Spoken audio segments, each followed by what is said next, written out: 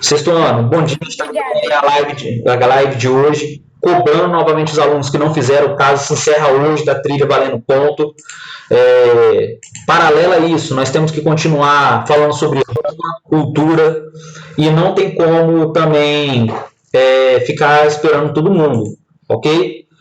Se eu não me engano, nós falamos na aula de sexta-feira sobre o que é cultura, qual é a importância da cultura e nós falamos da cidade planejada, ok? Nós falamos da cidade planejada. Eu não sei se alguém pesquisou, mas fala sobre Pompeia. Pompeia vai voltar ainda hoje, porque Pompeia acabou ficando na história. A cidade que foi soterrada, ela foi praticamente preservada. Você encontra até os restos de cavalo que foram calcinados lá. Você consegue ver a forma dos animais e pessoas que ficaram lá embaixo da terra. Professor, então o que nós vamos ver hoje? Continuar com os aspectos culturais. Nós estamos no capítulo 9, apostila nova, Roma, cultura, e nós vamos continuar hoje. Professor, o que a gente vai falar hoje? Herança dos etruscos, herança dos gregos, e partir para falar também da questão da medicina, da arte. Vamos ver se a gente dá conta hoje para fazer atividade, ok? Então vamos lá, nós falamos aí de Pompeia, o que é uma cidade planejada, que parecia um acampamento militar. E nós vamos falar hoje da importância dos etruscos. Eu comecei a falar sobre isso, só que não deu tempo. Então eu vou só relembrar. Os etruscos foram aqueles monarcas que governaram a primeira fase da história de Roma, até a deposição deles pelos senadores, no século VIII, na metade do século VIII. Os etruscos é que transformaram Roma numa cidade estruturada, com infraestrutura, com estradas, drenaram os pântanos, organizaram grandes construções, trouxeram traços culturais igual a luta de gladiadores, que é uma herança da luta dos prisioneiros. Os etruscos, quando faziam prisioneiros, colocavam para eles lutar até a morte, para agradar os seus deuses, para mostrar ali também ali, seu entretenimento para a população. Isso depois vai virar a luta de gladiadores, vai virar um esporte em Roma. Séculos depois vai virar um esporte em Roma. Quais são as heranças dos etruscos? Quem está com a apostila aí, a apostila lá na página 4 tem uma urna funerária em madeira. Uma urna funerária em madeira. Professor, então quais são as heranças dos etruscos? Os etruscos trouxeram metalurgia, técnicas de metalurgia para fazer armas excelentes, melhores do que os latinos. Eles gostavam muito de ouro e pedras preciosas, então eles mexiam com ouro. O nome disso, ourivesaria. Quem faz anel, quem faz aliança, quem faz ali brinco, quem faz ornamento para o braço, bracelete.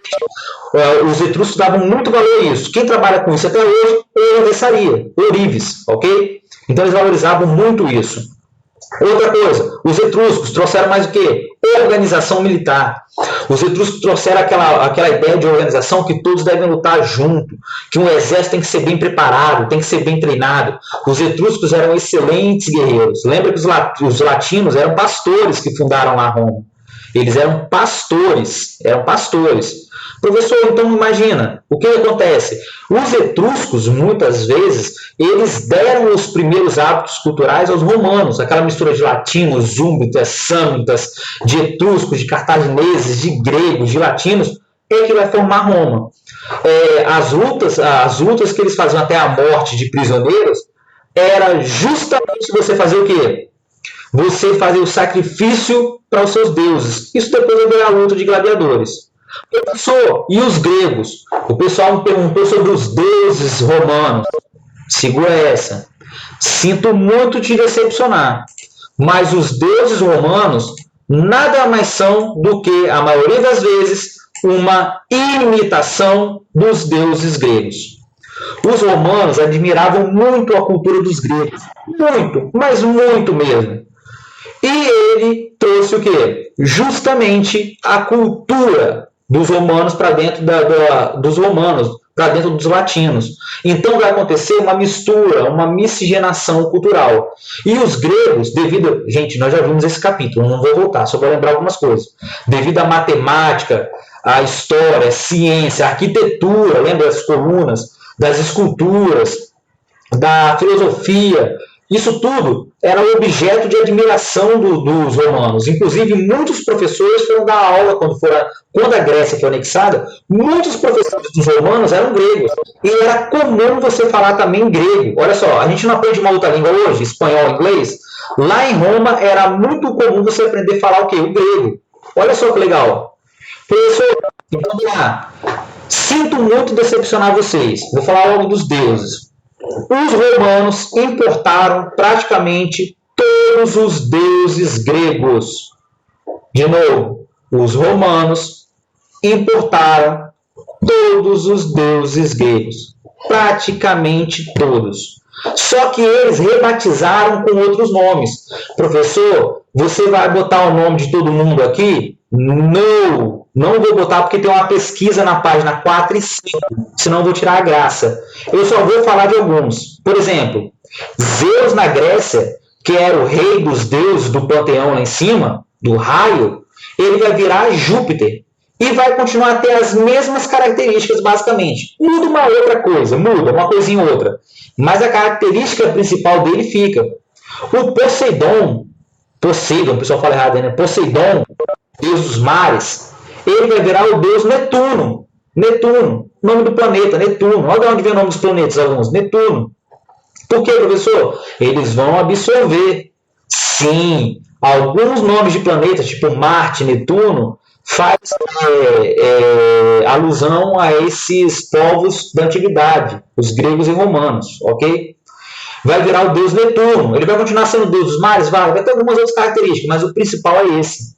Atena, deusa da sabedoria na Grécia, vai ser rebatizada com o nome latino de quê? De Minerva. Então, o que na verdade... Calma, mano, senão vai tirar graça. Tem a pesquisa. Calma aí. Professor, então o que os latinos fizeram? Eles também eram politeístas, para tudo. Os povos romanos também eram politeístas. Eles conquistaram a região da Grécia e absorveram esses deuses gregos e rebatizaram com o nome latino. Trocaram o nome. Basicamente foi isso. Então quer dizer que as características principais dos deuses permaneceram? Sinto muito estragar aí, mas permaneceu. Mas o nome mudou. Professor, isso demonstra como os povos romanos, os latinos lá, os etruscos, e os gregos que chegaram lá também, na região da Península Itálica, influenciaram essa cultura. Os gregos influenciaram a cultura dos latinos, dos etruscos, que passaram a adotar esses deuses. Olha a importância dos gregos. Por que, professor, você fala que os gregos são a base da civilização ocidental? Olha aí, os caras são tão importantes que os romanos adotaram a cultura deles. Precisa de mais alguma coisa? Não precisa, né? Professor, depois... Vamos falar agora do culto. Como é que as pessoas faziam culto? Professor, eu não sei o que é culto. Quem vai na igreja sabe. Culto é quando você vai lá rezar para o seu Deus. É muito usado nas religiões protestantes, evangélicas. Ou quando você vai na igreja católica. Quando você vai lá e faz uma oferta, você está fazendo uma característica dentro do culto. Que você vai lá, ok? Professor, e como é que o pessoal fazia o culto naquela época? Como é que eles cultuavam os seus deuses? Como é que eles agradavam os seus deuses? Isso é legal. Foi difícil encontrar essas duas imagens, mas assim, a gente não tem nenhuma pintura ou então não tem nenhum mosaico da época, ok? Não tem. Nós temos o mais próximo disso. Pinturas com descrição ou então descrições que ficaram aí na história para a gente decifrar. Então, vamos lá. Na casa do povo romano, tinha um fogo sagrado, que era que nem dos gregos, que nós vimos. Deusa. Não vou falar quem é, porque tem a pesquisa. Eu vou falar, Maria, calma. Sacrificavam animais.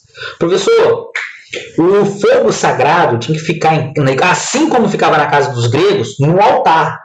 No altar. Pensa numa lareira. Melhor forma. Pensa numa lareira. Pensa um altar em casa. Quem é católico, como o pessoal mais velho, tem aquela partezinha de colocar a Bíblia no móvel, coloca lá a água benta, coloca lá a foto do santo. Imagina aquilo. Isso é herança dos romanos e dos gregos. Imagina que dentro da sua casa você fazia um altar. E nesse altar tinha um espaçozinho para lareira, para ficar o fogo sagrado, que não podia se apagar. Professor, por que não podia se apagar? A apostila meio que passa batido disso, mas eu vou explicar.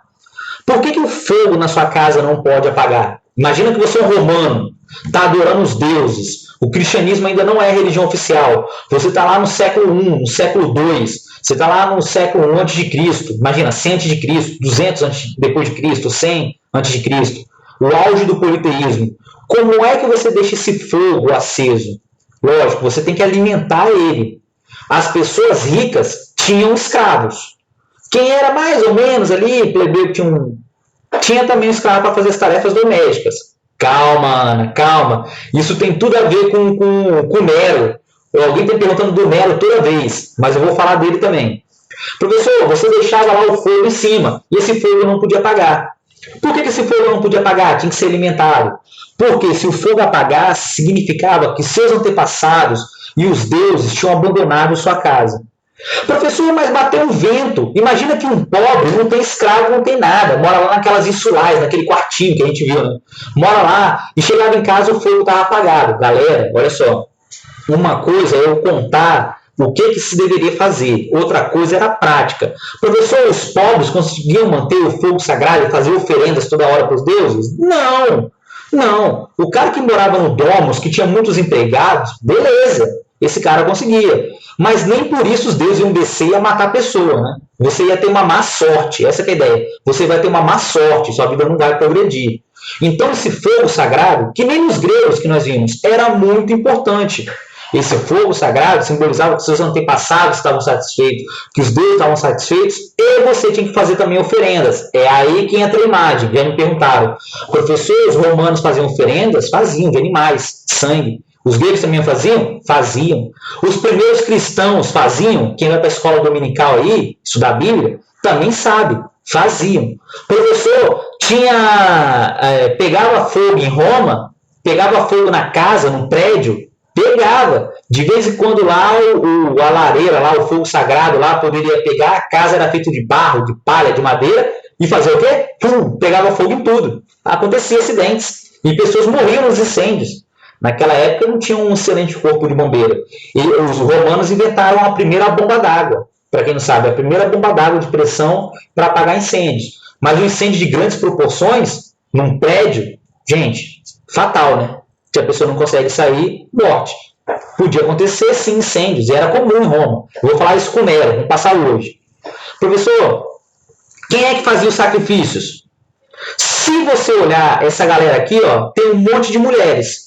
Por que você colocou elas então, professor, se os sacerdotes eram homens? Vamos lá.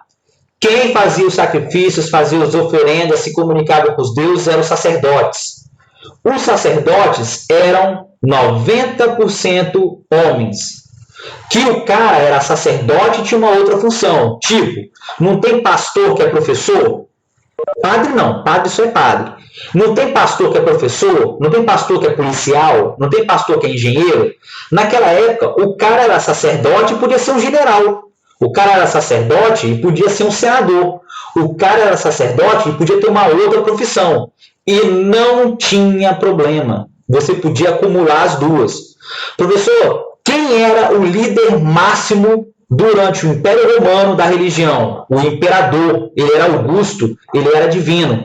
Ele acumulava o cargo de Pontífice Máximos. O que é Pontífice Máximos? Aquele sumo pontífice, o líder da religião. E ele nomeava, abaixo dele, os sacerdotes. E lógico, ele escolhia as pessoas que eram mais importantes. Então você via um general, você via um senador, você via um rico comerciante, você via um dono de terras, um cara que vendia muitos escravos que era rico. Esses caras que eles nomeavam para fazer os cultos. Era um prestígio. Prestígio.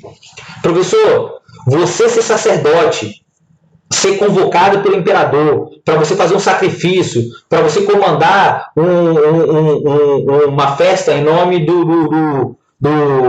dos deuses romanos, da Minerva, do Netuno, nossa, era uma honra enorme. Então quer dizer que isso aí era uma honra, tá? Você ser sacerdote e ter uma outra profissão. E você ser chamado para fazer esse culto público.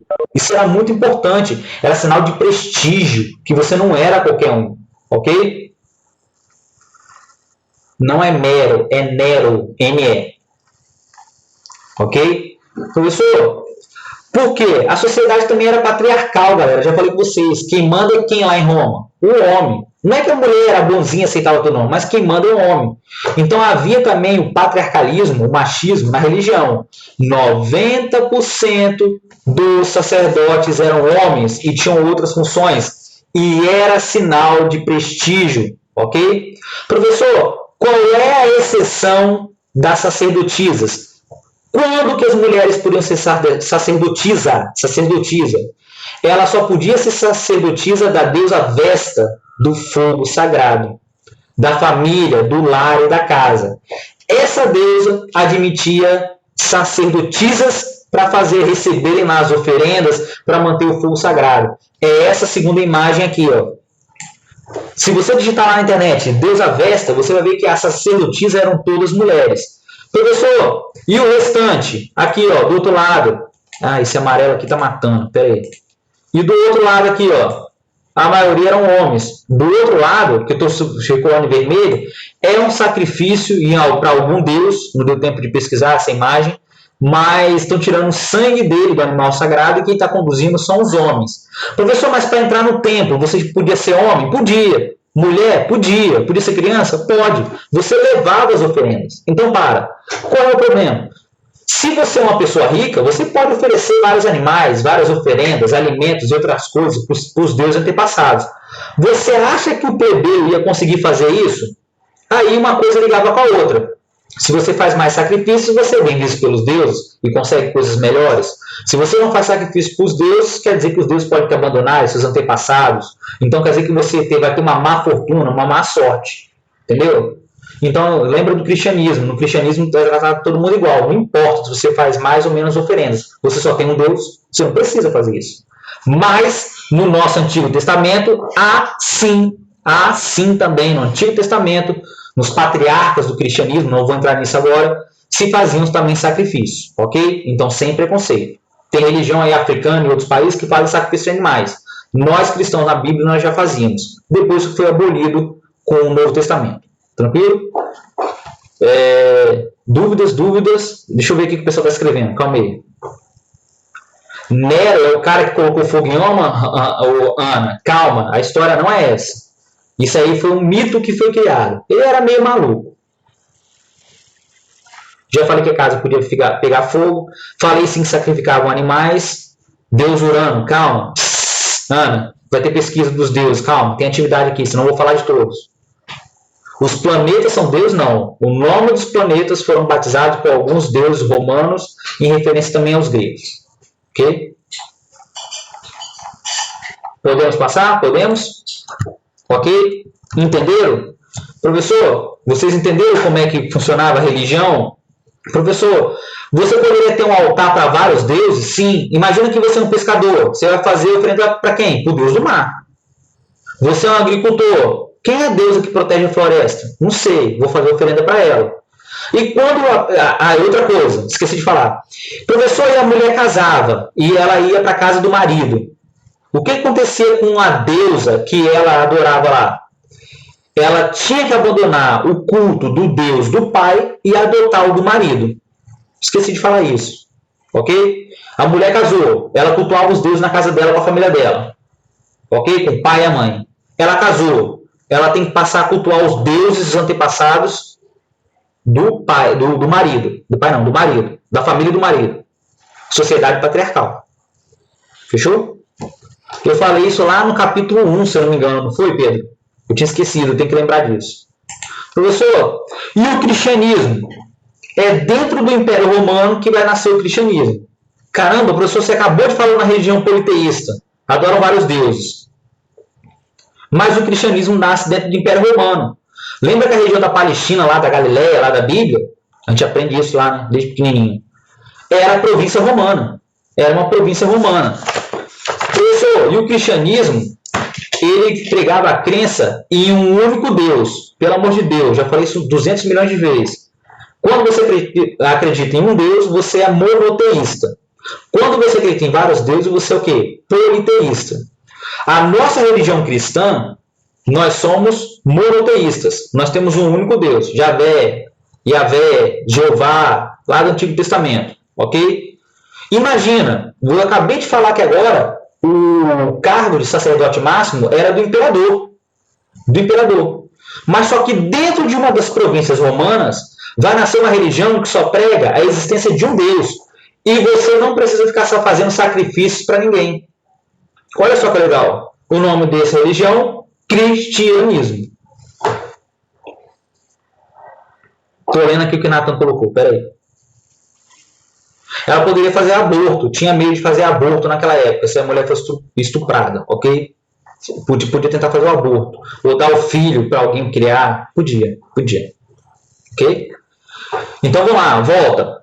Vai surgir uma religião dentro do Império Romano, na província, não vou botar o mapa de novo, lá no Oriente, que só pregava a existência de um único Deus.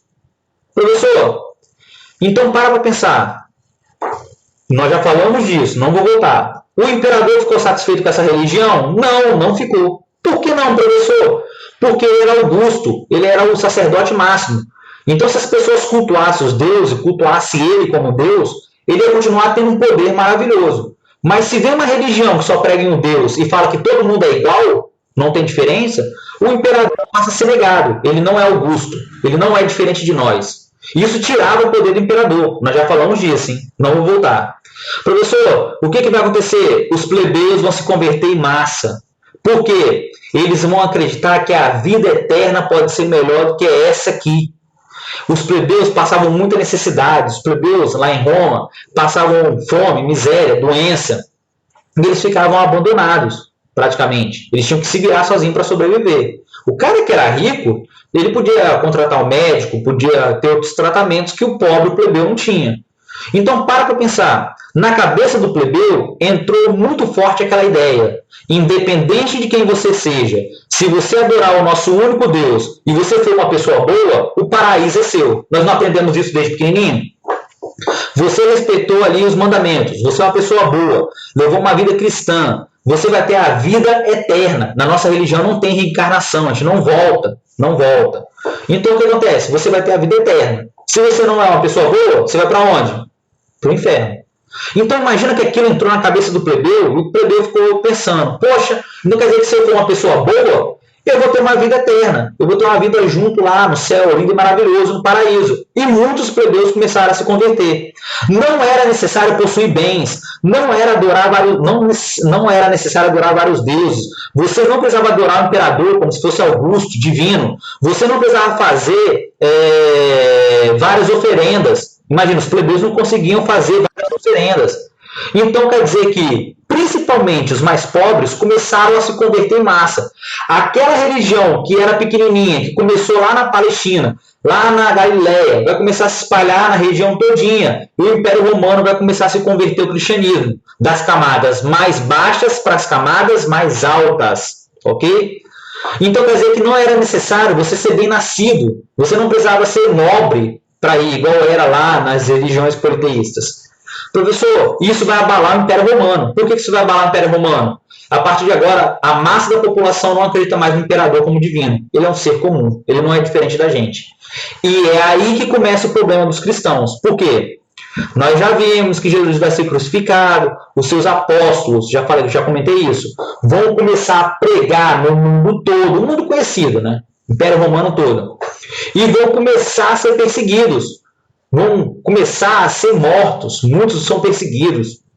Professor, mas um grupo também vai, além dos plebeus, vai começar a se converter em massa. Quem é o grupo que vai também se converter em massa? Essa galerinha aqui, ó, as mulheres. Além dos plebeus, qual é o outro grupo que vai se converter em massa com o cristianismo? As mulheres. Professor, mas por que as mulheres vão se converter em massa? Saca a ideia. As mulheres, lá na religião politeísta, dos deuses romanos, o que acontecia? Ou ela casava, ou ela virava sacerdotisa da deusa Vesta. Basicamente é isso. Ela tinha que casar para ir para a família do marido, ou ela virava uma sacerdotisa. A mulher não era estimulada a estudar, só cuidar da casa, mal aprender a ler e escrever. Ela aprendia com as mães as funções que ela ia ter que fazer como mulher, esposa. Quando veio o cristianismo pregava a igualdade entre as pessoas. Acabei de falar, a igualdade entre as pessoas. E o que as mulheres enxergaram?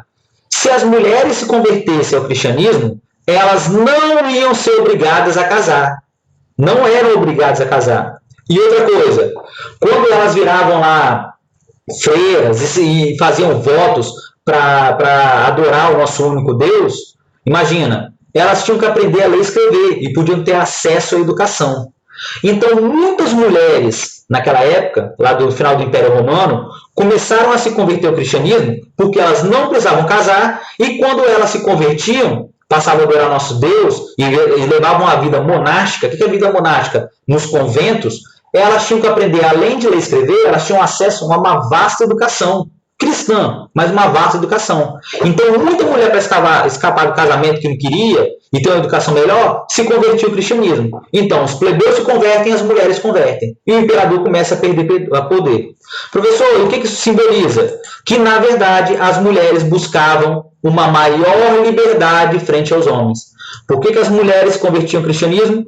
Porque elas não queriam ficar sob domínio masculino eternamente. Ok? Sair da tutela do pai para passar para a tutela do marido. Ou então um parente, se o marido morresse, um tio. Ok? Não queria. Então, por incrível que pareça, isso era considerado, naquela época, uma maior liberdade para as mulheres. Grava isso, é importante, hein?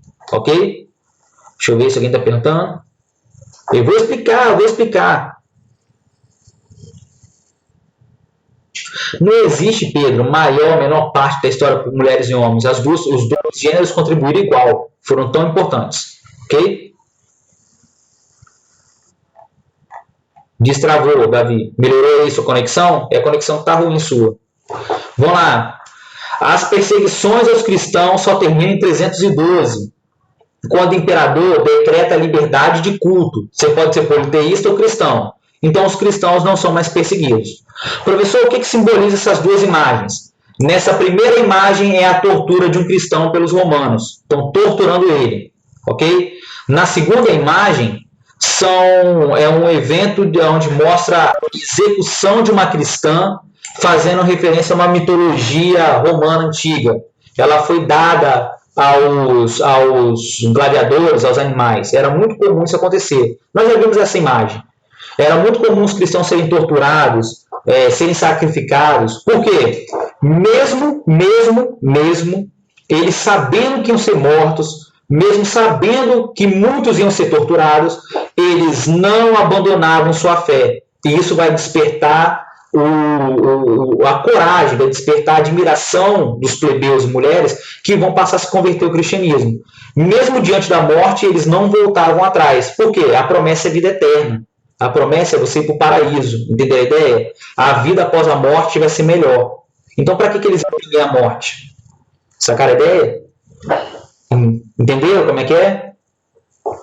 Professor, então vamos lá. Muitos cristãos eram crucificados em público. Crucificados. Igual Cristo foi. Aquele cara que era muito ruim era crucificado de cabeça para baixo. Aquele cara que era muito ruim era crucificado de cabeça para baixo.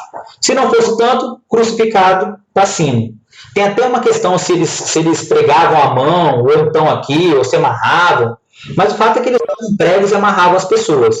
Essa punição era pública e o cara demorava muito tempo para morrer. E quando os romanos perseguiam muito, a época que eles perseguiam muito mesmo os cristãos, e a cruz era símbolo de Cristo, né?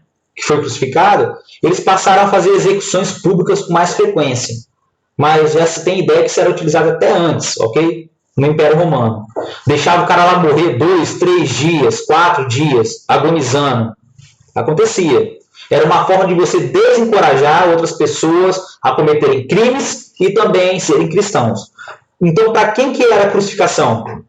Crimes graves e também cristãos. Para fazer lembrar Cristo na hora da morte, ok? Aí vale menção a execução lá de Cristo por Pôncio Pilatos, né, que era governador lá da Judéia, da regiãozinha aqui embaixo, da Judéia. Ele lavou as mãos porque, na verdade, ele viu que Jesus Cristo não era culpado de nada. Mas como os fariseus queriam a execução dele, ele lavou as mãos. Foi público, foi um julgamento público. Perdoaram Barrabás, executaram Jesus Cristo. Ok? Valores da época. Deixa eu ver. Eu já passei por Nero? Professor? Não, acho que eu não passei não. Eu vou responder então a questão do Nero aí. Antes de entrar na argamassa e na ciência que está tudo. Professor, foi o Nero que colocou fogo em Roma? Não! Havia muitos incêndios e era muito comum haver incêndios em Roma. principalmente nas cidades. Por quê? Lembra das ínsulas, que eram prédios um próximo dos outros? Imagina que alguém derruba esse fogo sagrado. Imagina que o cara estava cozinhando na parte de baixo, começou a pegar fogo ali no pátio e passou para o prédio. Como os prédios, uns eram colados por outro, era muito comum ter o quê? Incêndios. Gente, se você digitar em Roma, tem vários relatos de incêndio em várias cidades, em Roma também. O negócio é que Nero era um imperador muito doido. E dizem que ele tinha esquizofrenia. É mito, mas parece que ele também nomeou o cavalo dele como primeiro cônsul. É mito. E como ele perseguia? Isso é verdade. Ele perseguia muitos cristãos, na fase dele lá, ele perseguia muitos cristãos. Quando Roma pegou fogo, Nero colocou a culpa em quem? Nos cristãos, que estavam ali conspirando contra quem? O imperador. E ele mandou prender e executar centenas, talvez milhares, dizem aí, de cristãos. Eram inocentes. Era comum pegar fogo em Roma. Anos mais tarde, os cristãos, começaram a criar a versão que Nero colocou fogo em Roma, que era doido. Não tem evidência disso. Não tem. Eu desconheço, em qualquer lugar. Se alguém conhecer aí, procura. Nero não colocou fogo em Roma. Ok? É mito. Professor, ciência e arquitetura. As construções do Império Romano eram duradouras. Por quê? Eles achavam que o Império ia durar para sempre. Eles criaram, isso aqui é muito interessante, galera. O pessoal me perguntou, professor, você falou que inundaram o Coliseu para fazer a inauguração, é a naumaquia. Foi uma simulação de batalha naval contra quem? Cartago. Professor, mas como é que eles podiam inundar o Coliseu? Porque eles utilizavam uma argamassa chamada pozzolane, se eu não me engano, que era a mistura de cinza vulcânica com cal e água do mar. E aquilo era um cimento de altíssima qualidade que era impermeável. Então eles poderiam passar aquilo onde fosse inundado e eles conseguiam inundar certos locais. Aqui embaixo é a figura da cloaca máxima. O que é cloaca máxima? É onde era o esgoto de Roma. Hoje está fechado. Era o esgoto de Roma. Tudo caía lá dentro e desaguava no rio Tibre. Então o pessoal passava essa argamassa para ficar impermeável. Aqui embaixo é uma cisterna. O que é uma cisterna? Quem mora no campo aí sabe. É onde você guarda a água. Essa é uma cisterna na Turquia que foi construída lá quase no final do Império Romano, no século 3, 4, se eu não me engano. E ela era revestida com essa argamassa, podia encher de água que a água não vazava. Se viesse uma seca, tinha cisterna lá com milhares de litros de água. Ok? Isso era utilizado aonde? Na cloaca máxima, que era o esgoto. Em aquedutos, passava nos aquedutos para a água não vazar. Nos estádios, que de repente tinha ali, eu só conheço o Coliseu que passaram, para fazer simulação de batalha naval. Nos arcos, para ficar impermeável, para não entrar água. Nos sistemas de cisternas, faltou cisternas aqui. Nos sistemas de cisternas, para acumular água. Por quê? O Império Romano fazia obras porque eles achavam que ia durar para sempre, igual era o Império. Eles achavam que eles iam ficar para a eternidade. Por isso que tem pontes, estradas, o Coliseu está de pé até hoje. Olha aí a resposta. A medicina dos romanos era uma cópia dos gregos. Inclusive, você só ia procurar um médico se ele prescrevesse em grego. Você não entendia nada de grego lá em Roma. Mas o bom médico era grego. Por quê? A medicina nasceu lá. Hipócrates de Cos, nós já falamos disso. Os princípios da medicina. Se fazia pequenas cirurgias. Naquela época se utilizavam chás, utilizavam a oração aos deuses para se curar. Tinha remédios que eram feitos à base de fezes de galinha, de sangue de animais, até de veneno, de plantas. Volta e meia alguma pessoa morria por causa desses remédios que eles faziam na antiguidade. Se fazia pequenas cirurgias, professor? Fazia. E cirurgias grandes? Faziam também, só que a pessoa, dificilmente ia sobreviver. Vocês estão vendo aqui instrumentos cirúrgicos recuperados da onde? Lá de Pompeia, da cidade de Pompeia. Eles só faziam cirurgias internas quando o cara estava muito ruim. Tipo, o bebê não nasceu, vamos fazer uma cesárea, vamos tentar salvar o bebê. Aí abria a mulher. A mãe morria e tentava salvar o bebê. Geralmente os dois morriam. Ok? Os remédios eram feitos à base de plantas, de venenos, de elementos da natureza. Ok? Algumas coisas nojentas, tipo fezes de galinha, de pombo. Uma coisa horrível. Às vezes o cara morria porque tomava remédio. Mas era a medicina na época. E, por fim, tem o direito romano. Quem quer ser advogado, juiz, vai ter que estudar o direito romano hoje. Por quê? Não tem aquela lei das 12 tábuas, que foram as primeiras que colaram lá no Senado, quando os plebeus se revoltaram? Aquilo foi evoluindo, até chegar a 3 tipos de direito que os romanos adotavam. O direito chamado direito natural é o direito que era aplicado basicamente a todos os povos, que era o direito que se aplicava aos cidadãos romanos, aos seus costumes, que era baseado nos costumes. O segundo tipo de direito era o direito dos povos, que era um direito comum ao povo romano, inclusive aos escravos estrangeiros, que se aplicavam a todo mundo. A propriedade privada, a comprar e vender um escravo, uma pessoa. E tem o direito natural, que era anterior à formação de Roma, que eram direitos que eram baseados nos costumes romanos, desde a época da fundação. O direito romano é tão importante que até hoje se chama jurisprudência e muitos termos são latinos. Exemplo, habeas corpus. Quem tem irmão ou mãe que é advogado, faz direito, tem um livro chamado Vadimécum, que é onde estão os verbetes em latim. Você tem que saber todos. Até hoje se usa latim no direito.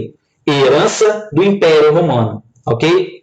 E no final, como o direito era uma coisa comum e você tinha que defender as pessoas, lá em Roma se dava muito valor à fala.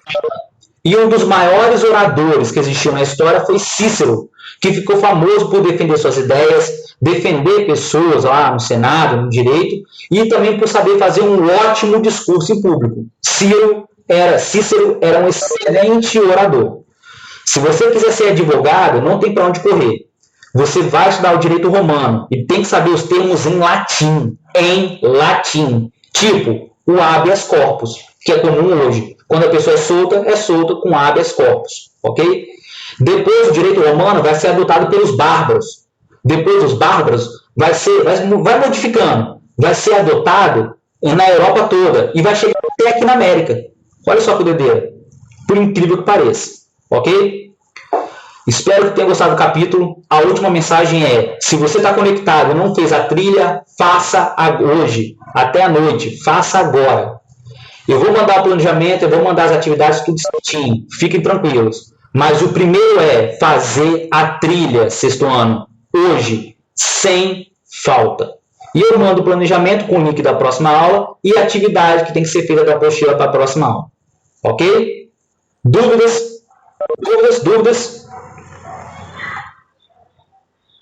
Se quiser fazer, pode fazer, mas vai ficar a nota maior. Tchau, tchau.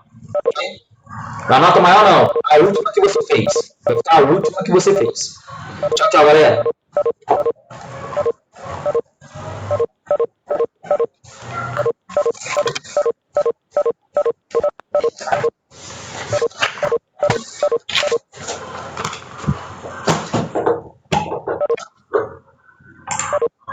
Professor, eu fiz a trilha hoje e peguei a nota 5 já.